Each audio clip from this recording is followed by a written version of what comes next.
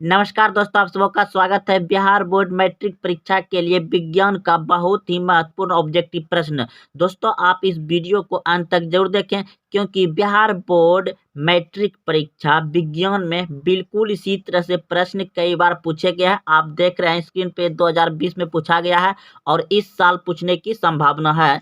तो पहला प्रश्न आप देख रहे हैं, इनमें से कौन अंतःस्रावी ग्रंथि है? इनमें से कौन अंतःस्रावी ग्रंथि है? तो ऑप्शन नंबर डी बिल्कुल सही है, थायराइड ग्रंथि है। अगला प्रश्न है, आयोडीन की कमी से कौन सा रोग होता है? आयोडीन की कमी से कौन सा रोग होता है? तो आप सभी जानते हैं घेंघा रोग होता है। ऑप्शन नंबर ए बिल्कुल सही है।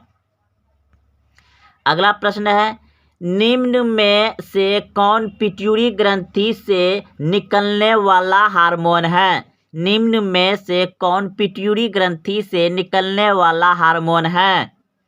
तो ऑप्शन नंबर ए बिल्कुल सही है, वृद्धि हार्मोन। ऑप्शन नंबर ए सही है, वृद्धि हार्मोन। अगला प्रश्न है, तंत्रिका तंत्र की रचनात्मक एवं क्रियात्मक इकाई को कहते हैं? तंत्रिका तंत्र की रचनात्मक एवं क्रियात्मक इकाई को कहते हैं? तो ऑप्शन नंबर बी बिल्कुल सही है, न्यूरॉन कहते हैं।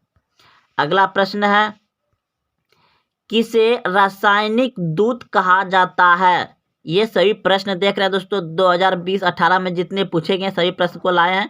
आप प्रश्न को अच्छे से पढ़ें और याद रखें। अगर आप पहले से जान रहे हैं तो कमेंट जरूर करें। तो किसे रासायनिक दूत कहा जाता है? तो हार्मोन को। ऑप्शन नंबर सी सही है, हार्मोन। अगला प्रश्न है, परिपथ में किन्हीं दो बिंदुओं के बीच का विभवांतर मापा जाता है? परिपथ में किन्हीं दो बिंदुओं के बीच का विभवांतर मापा जाता है? तो वोल्टमीटर से। ऑप्शन नंबर बी सही है, वोल्टमीटर से। अगला प्रश्न है, चुंबक के विजातीय ध्रुव के बीच होता है? चुंबक के विजातीय ध्रुवों के बीच होता है तो आकर्षण। ऑप्शन नंबर ए सही है। अगला प्रश्न है, निम्न में से किस लेंस की फोकस दूरी धनात्मक होती है? निम्न में से किस लेंस की फोकस दूरी धनात्मक होती है? तो उत्तल लेंस की। ऑप्शन नंबर बी सही है, उत्तल लेंस। अगला प्रश्न है, प्रकाश के प्राथमिक वर्ण यानी रंग है। प्रकाश के प्राथमिक वर्ण यानी रंग कौन कौन से होते हैं? प्रथम रंग वर्ण तो लाल, नीला, हरा। लाल, हरा, नीला होता है तो इनमें तीनों हो जाएगा, यानी इनमें सभी भी हो सकता है या इनमें तीनों, ए बी सी तीनों। अगला प्रश्न है, पृथ्वी को निम्न स्रोतों से सूर्य द्वारा कौन सी प्रमुख ऊर्जा उपलब्ध है? पृथ्वी को निम्न स्रोतों से सूर्य द्वारा कौन सी प्रमुख ऊर्जा उपलब्ध है? तो उस प्रकाश ऊर्जा और उष्मा ऊर्जा दोनों। तो ऑप्शन नंबर सी बिल्कुल सही है, ए और बी। अगला प्रश्न है, इनमें स्वपोषी कौन है? इनमें स्वपोषी कौन है? तो हरे पौधे। इनमें स्वपोषी कौन है? हरे पौधे। अगला प्रश्न है,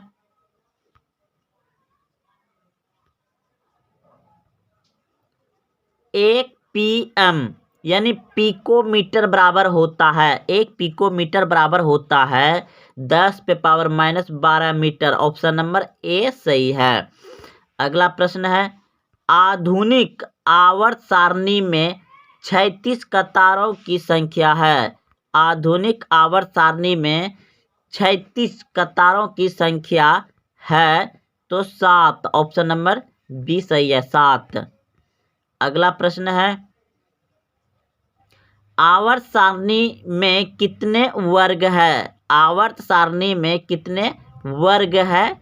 तो 18 वर्ग है। ऑप्शन नंबर डी सही है, 18। अगला प्रश्न है, अक्रिय तत्व कौन है? अक्रिय तत्व कौन है? तो हीलियम। ऑप्शन नंबर बी सही है, हीलियम अक्रिय तत्व है। अगला प्रश्न है, आवर्त सारणी के प्रथम वर्ग के सदस्य है। आवर्त सारणी के प्रथम वर्ग के सदस्य होते हैं तो क्षारीय होते हैं। ऑप्शन नंबर बी सही है, क्षारीय धातु होते हैं। अगला प्रश्न है, आधुनिक आवर्त सारणी के वर्ग 11 के तत्व कहलाते हैं। तो मुद्रा धातुएं कहलाते हैं। अगला प्रश्न है, मेंडलीव के आवर्त नियम के अनुसार तत्वों के गुणधर्म निम्नलिखित में किसके आवर्त फलन होते हैं। तो इस प्रश्न का उत्तर हो जाएगा आपका ऑप्शन नंबर बी बिल्कुल सही है, परमाणु द्रव्यमानों के। अगला प्रश्न है, आधुनिक आवर्त सारणी के उदग्र स्तंभ निम्नलिखित में क्या कहलाते हैं। आधुनिक आवर्त सारणी के उदग्र स्तंभ निम्नलिखित में क्या कहलाते हैं। तो समूह, ऑप्शन नंबर बी सही है, समूह कहलाते हैं। अगला प्रश्न है, आधुनिक आवर्त सारणी की 36 कतारें निम्नलिखित में क्या कहलाती है। आधुनिक आवर्त सारणी की 36 कतारें निम्नलिखित में क्या कहलाती है। तो आवर्त, ऑप्शन नंबर ए सही है, आवर्त कहलाते हैं। 36 कतारों को क्या कहते हैं, आवर्त। अगला प्रश्न है, निम्नलिखित में से कौन सबसे कम अभिक्रियाशील धातु है। निम्नलिखित में से कौन सबसे कम अभिक्रियाशील धातु है। तो Fe यानी लोहा, Fe। अगला प्रश्न है, अष्टक सिद्धांत को किसने स्थापित किया। अष्टक सिद्धांत को किसने स्थापित किया। तो न्यूलैंड्स ने किया, ऑप्शन नंबर बी सही है।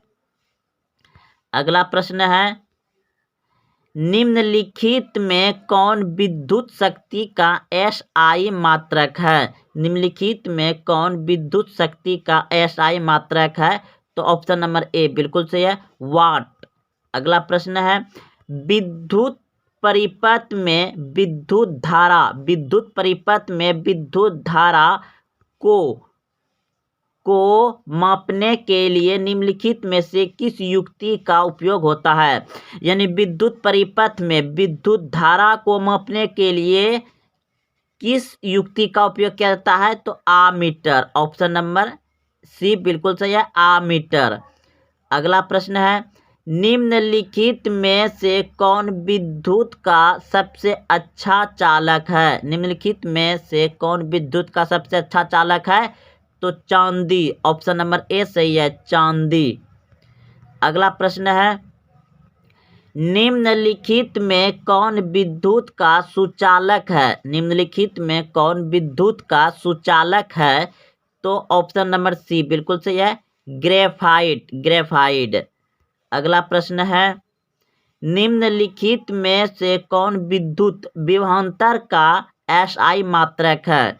निम्नलिखित में से कौन विद्युत विभवांतर का SI मात्रक है। तो ऑप्शन नंबर ए बिल्कुल सही है, वोल्ट। अगला प्रश्न है, किसी क्षार चुंबक के अंदर चुंबकीय क्षेत्र रेखाओं की दिशा क्या होती है। किसी क्षार चुंबक के अंदर चुंबकीय क्षेत्र रेखाओं की दिशा क्या होती है। तो ऑप्शन नंबर बी बिल्कुल सही है, दक्षिण ध्रुव से उत्तर ध्रुव। ऑप्शन नंबर बी सही है। किसी भी चुंबक के क्षार की अंदर की चुंबकीय रेखा की दिशा होती है दक्षिण ध्रुव से उत्तर ध्रुव।